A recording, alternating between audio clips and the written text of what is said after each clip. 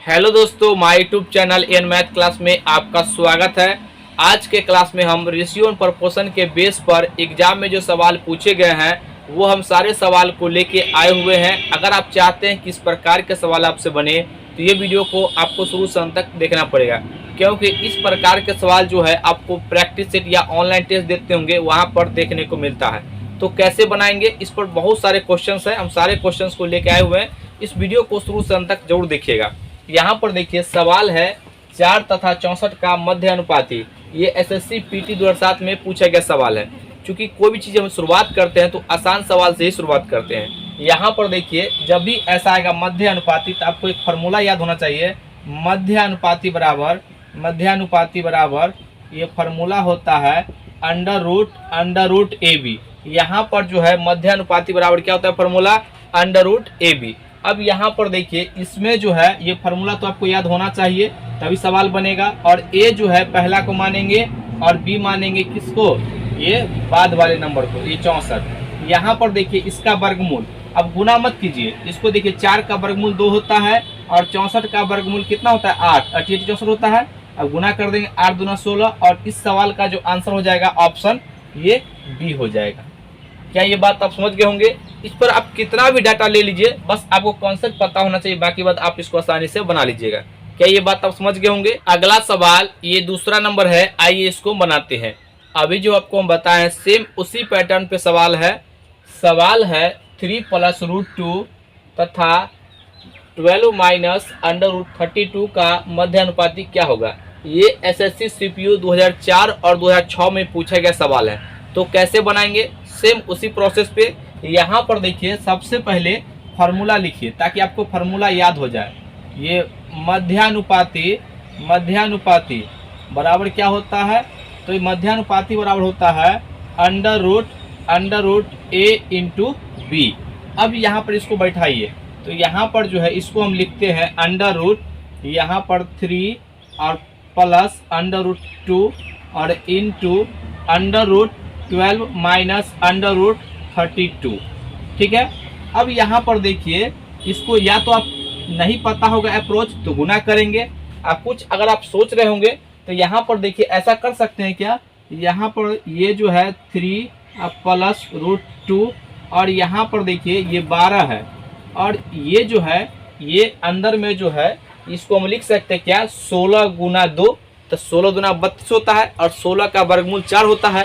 तो यहाँ पर हम डायरेक्ट लिखेंगे 4 × √2। ठीक है ना, ऐसा लिख सकते हैं ना, क्योंकि ये जो है ये रूट में जाएगा तो स्क्वायर करके जाएगा और रूट में कोई नंबर होता है तो उसका देखिए ऐसे समझिए आप कि ये जो है लिखा हुआ है 16 × 2 तो इसका वर्गमूल तो हो जाएगा 4, लेकिन इसका तो वर्गमूल होगा ही नहीं तो ये तो अंदर में रह जाएगा। अब दोनों में देखिए यहाँ पर ये जो दोनों है यहाँ पर ये लिखा हुआ है 3 + √2 और इंटू। अब यहाँ पर देखिए दोनों में जो है 4 है तो 4 क्या कॉमन ले सकते हैं, 4 × √3 माइनस ये √2। अब यहाँ पर देखिए 4 का वर्गमूल तो बाहर हो जाएगा, लेकिन आपको एक फार्मूला पता होगा a + b × a - b। तो क्या होता है फार्मूला, देखिए इसका वर्गमूल 2 अंडर रूट, यहाँ पर ये हो जाएगा आपका ये 3 का स्क्वायर माइनस ये रूट का स्क्वायर। ठीक है। अब यहाँ पर देखिए 3 का स्क्वायर कितना हो जाएगा, यहाँ पर 2 × अंडर रूट 3 का स्क्वायर 9 और माइनस ये स्क्वायर से रूट कट जाएगा तो कितना होगा 2। अब यहाँ पर देखिए ये जो है ये 9 में से 2 जाएगा 7 होगा, 7 का वर्गमूल तो होता ही नहीं है तो 2 × √7 और ये इस सवाल का आंसर हो जाएगा। ये ऑप्शन यहाँ पर ये इसका सी हो जाएगा।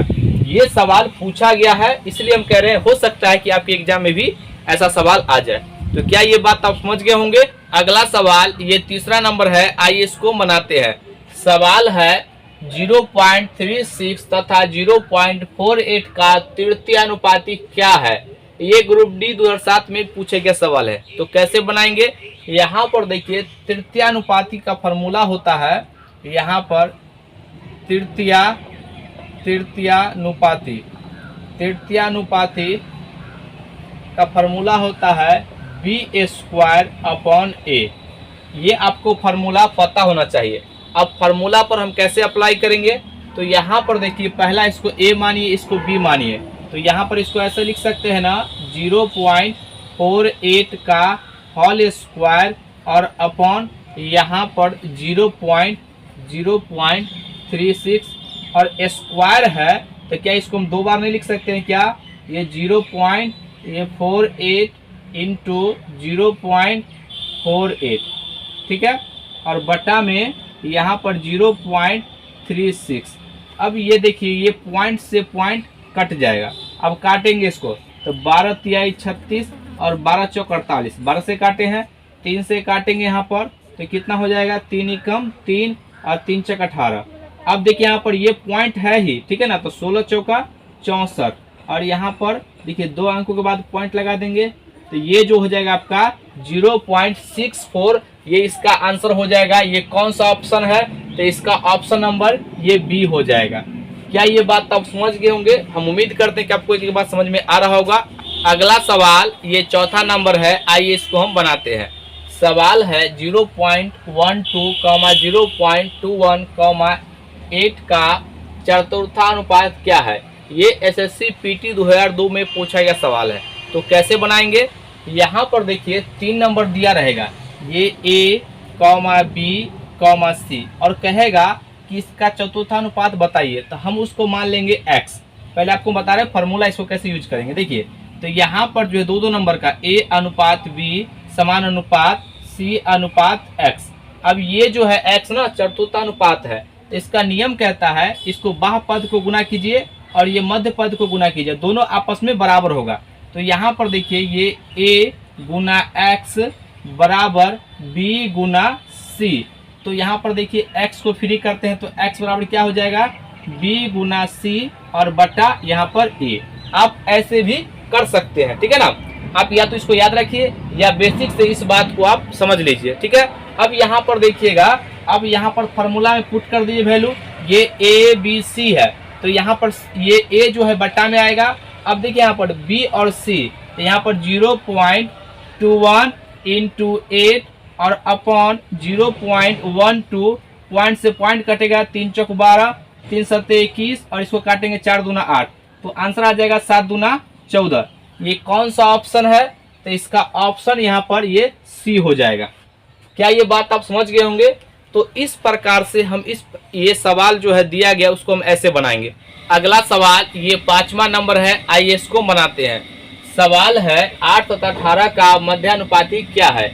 ये आरआरबी एएसएम 2001 में पूछा गया सवाल है। तो ये सवाल तो हम करवा चुके हैं। तो यहाँ पर देखिए कैसे बनाएंगे। तो मध्यानुपाती बराबर आपको फार्मूला पता होना चाहिए। मध्यानुपाती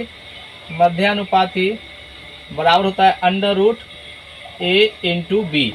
अब यहाँ पर देखिए अंडर रूट ये 8 गुना 18, तो यहाँ पर देखिए इसको गुना करेंगे तो 18 को 8 से गुना करेंगे तो 18 से 144 और ये 144 का वर्गमूल होता है 12।